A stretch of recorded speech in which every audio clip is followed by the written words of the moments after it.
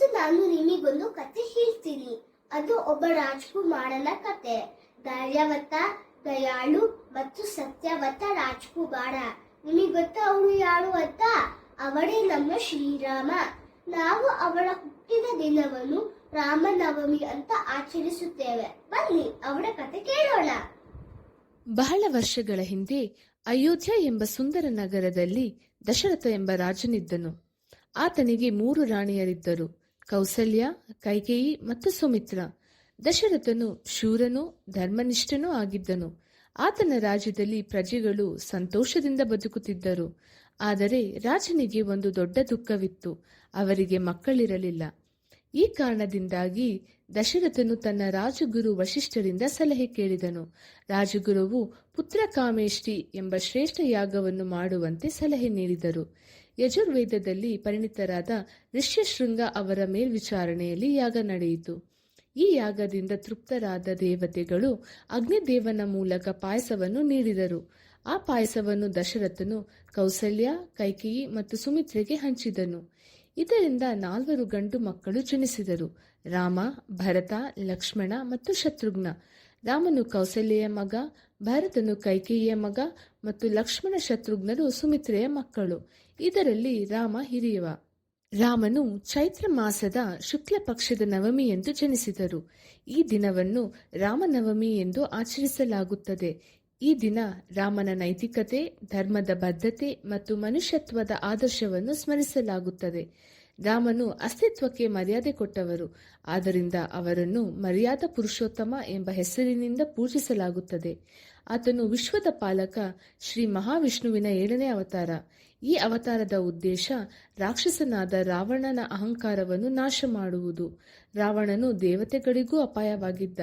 ಅವನನ್ನು ಮನುಷ್ಯನ ರೂಪದಲ್ಲಿ ಮಾತ್ರ ಸೋಲಿಸಬಹುದೆಂಬ ವರವಿತ್ತು.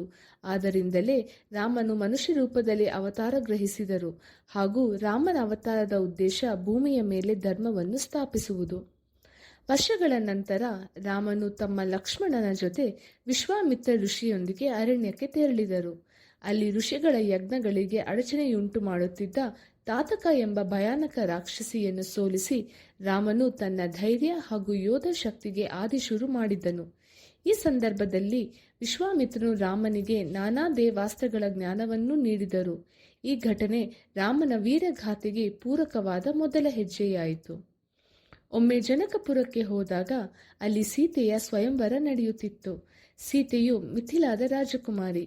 ಸ್ವಯಂವರ ಅಂದರೆ ರಾಜಕುಮಾರಿಯರು ತಮ್ಮ ಪತಿಯನ್ನು ತಾವೇ ಆರಿಸುವ ಸಮಾರಂಭ. ಅಲ್ಲಿ ಒಂದು ದೊಡ್ಡ ಸವಾಲಿತ್ತು: ಯಾರು ಶಿವನ ಧನುಷನ್ನು ಎತ್ತಿ ಮುರಿಯಬಹುದೋ ಅವರೇ ಸೀತೆಯನ್ನು ಮದುವೆಯಾಗಬಹುದಾಗಿತ್ತು. ಅನೇಕ ಮಹಾರಥಿಗಳು, ಯೋಧರು, ರಾಜರು ಬಂದರು. ರಾವಣನೂ ಸಹ ಬಂದಿದ್ದ. ಆದರೆ ಯಾರೂ ಧನುಷನ್ನು ಎತ್ತಲು ಸಾಧ್ಯವಾಗಲಿಲ್ಲ. ಆಗ ರಾಮನು ಧ್ಯಾನದಿಂದ ಧನುಷನ್ನು ಎತ್ತಿದನು. ಹಾಗೆ ಎತ್ತಿದ ಕೂಡಲೇ ಅದು ಬಗ್ಗಿ ಭೂಮಿಯಲ್ಲಿ ಭಂಗಗೊಂಡಿತು. ಎಲ್ಲರೂ ನಿಶ್ಶಬ್ದರಾದರು.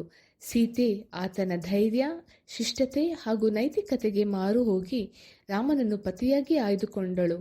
ಅವರ ಮದುವೆ ಭರ್ಜರಿಯಾಗಿ ಜರುಗಿತು. ಮದುವೆಯ ನಂತರ ದಶರಥನು ರಾಮನನ್ನು ಉತ್ತರಾಧಿಕಾರಿಯಾಗಿ ಘೋಷಿಸಿದನು. ಆದರೆ ಕೈಕೇಯಿಗೆ ಇದು ಇಷ್ಟವಿರಲಿಲ್ಲ. ದಾಸಿ ಮಂಥರೆ ವಿಷಪೂರಿತ ಮಾತುಗಳಿಂದ ಕೈಕೇಯಿಯ ಮನಸ್ಸನ್ನು ವಿಷಾದಗೊಳಿಸಿದಳು.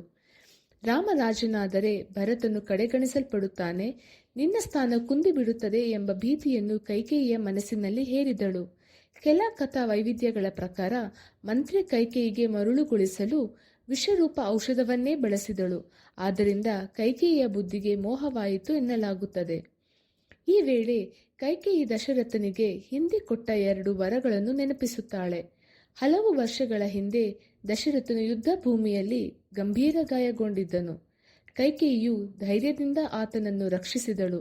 ಆ ಸಮಯದಲ್ಲಿ ಆಕೆಯ ಪರಾಕ್ರಮದಿಂದ ಮೆಚ್ಚಿ ದಶರಥನು ನಿನ್ನ ಇಚ್ಛೆ ಎಂದಾದರೂ ಕೇಳಬಹುದು ಎಂಬಂತೆ 2 ವರಗಳನ್ನು ಕೊಡಲು ಒಪ್ಪಿಕೊಂಡನು.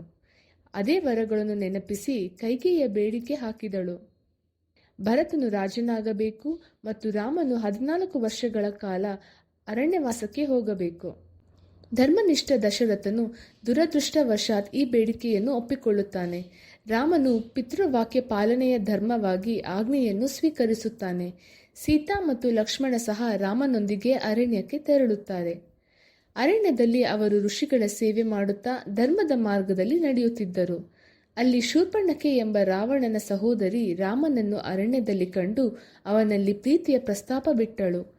ರಾಮನು ಶಾಂತವಾಗಿ ಆಕೆಯ ಪ್ರೀತಿಯನ್ನು ತಿರಸ್ಕರಿಸಿದನು ಮತ್ತು ನಾನು ಈಗಾಗಲೇ ಸೀತೆಯವರ ಪತಿಯಾಗಿದ್ದೇನೆ ಎಂದು ತಿಳಿಸಿದನು. ನಂತರ ಶೂರ್ಪಣಖೆ ಲಕ್ಷ್ಮಣನ ಬಳಿ ಹೋದಳು, ಆದರೆ ಅವನು ಕೂಡ ಆಕೆಯ ಪ್ರೀತಿಯನ್ನು ತಿರಸ್ಕರಿಸಿದನು.